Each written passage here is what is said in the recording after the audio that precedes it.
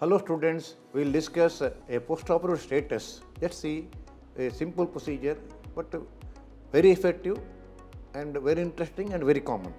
So that is what this flap is. See that what this post-operative status is. You can see the drain here, suction drain, and see the rotated area.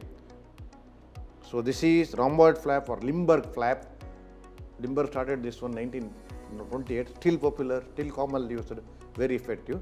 And here it is done for pyeloneedle sinus. It's the only common procedure done by many surgeons worldwide is rhomboid flap for pyeloneedle sinus.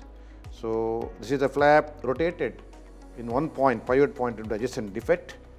And how much it is? It's like a parallelogram, 122-degree angle two side and 60-degree angle other side.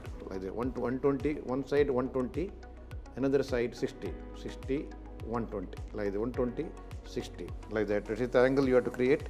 So that is the rhomboid flap. It is also used in the face, other areas, different places for defects.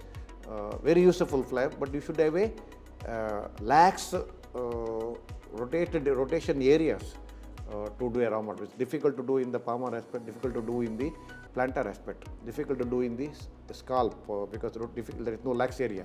But in such situation, they will do what is called as modification. There are so many modifications of rhomboid flap.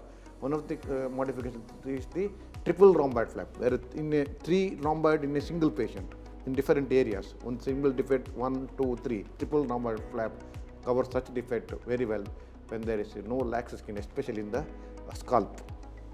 So answer the MCQ. Split thickness skin graft contains epidermis only, epidermis and part of dermis, epidermis and full dermis, epidermis, dermis and subcutaneous fat.